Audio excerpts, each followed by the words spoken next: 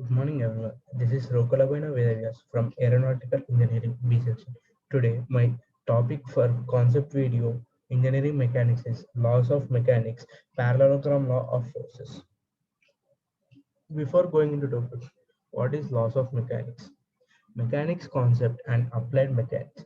The branch of physics deals physical science that deals with the state of rest or the state of the motion is termed as mechanics. Starting from the analysis of the rigid bodies under gravitational force and simple applied forces, the mechanics has grown to the analysis of robotics, aircrafts, spacecrafts under dynamic forces, atmospheric forces, temperature forces, etc. Laws of mechanics. The following are the fundamental laws of mechanics: Newton's first law, Newton's second law, Newton's third law, Newton's law of gravitation, law of transmissibility of forces, and parallelogram law of forces. Before getting into what the first topic is Newton's first law.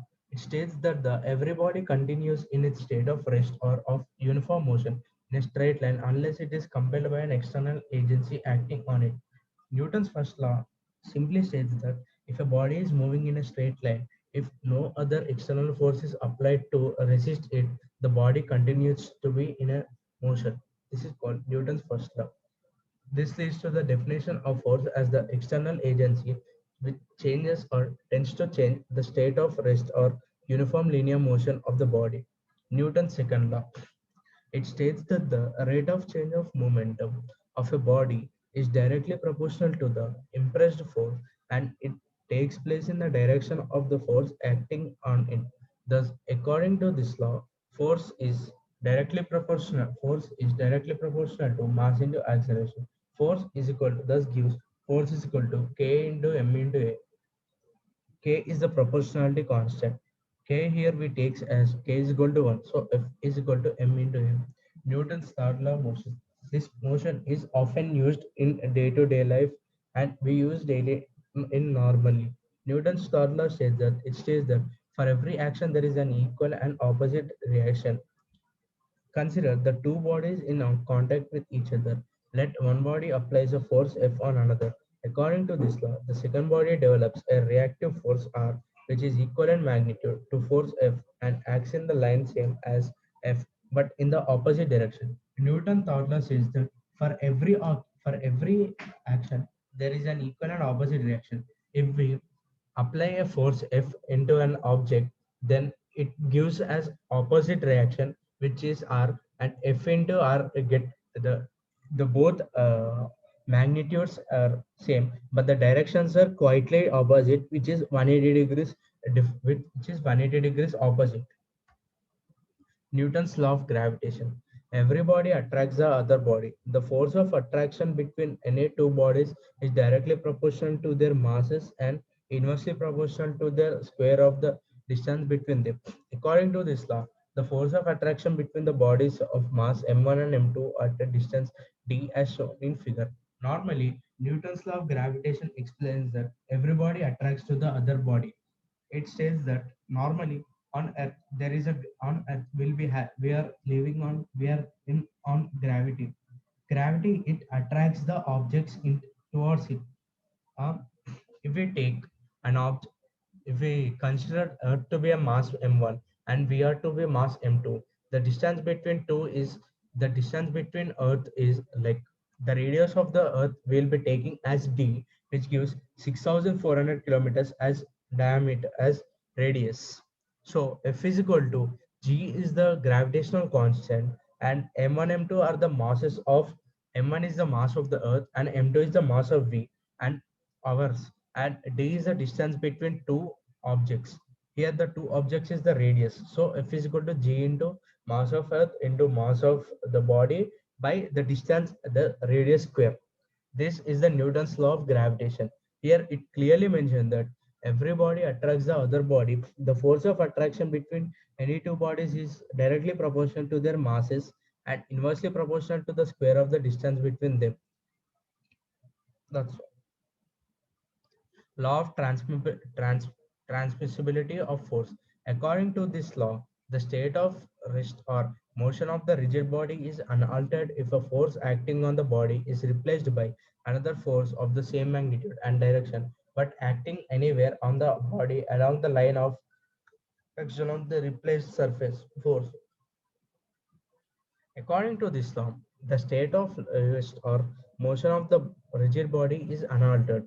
Means it says that the state of rest or motion of the rigid body is unaltered if a force acting on the body is replaced by other force of the same magnitude and direction, but acting anywhere on the body along the line of action of the replaced force. Normally, it says that the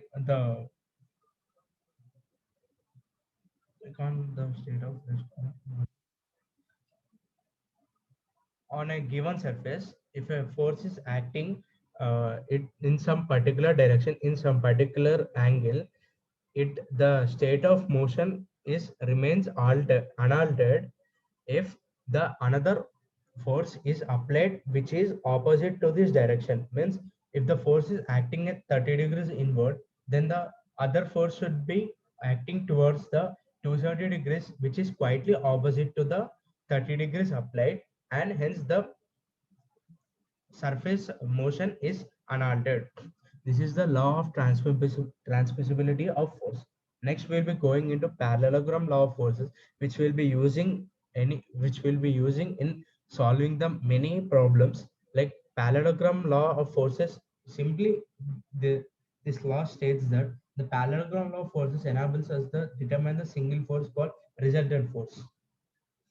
This law states that if two forces acting simultaneously on a body at a point are presented in magnitude and direction by the two adjacent sides of parallelogram, the resultant is represented in magnitude and direction by the diagonal of the parallelogram, which passes through the point of intersection of the two sides representing the forces.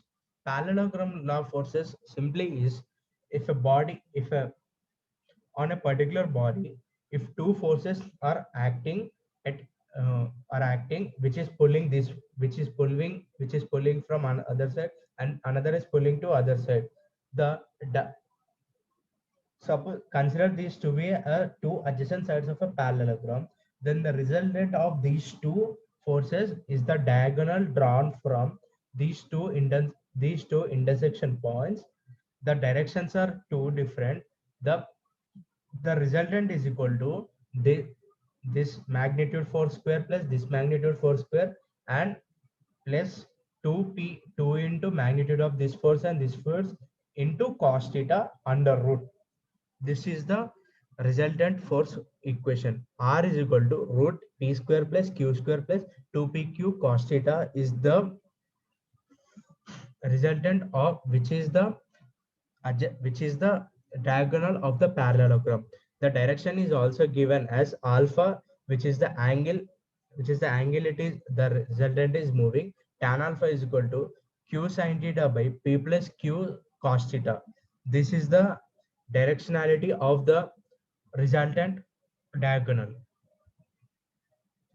The units length L, mass, time is seconds are the fundamental units in mechanics. The units of all other quantities may be expressed in terms of their basic units. The three commonly used system in engineering are meter, kilogram, second, MK system, centimeter, gram, second, CJ system, foot, pound, second, FPS system.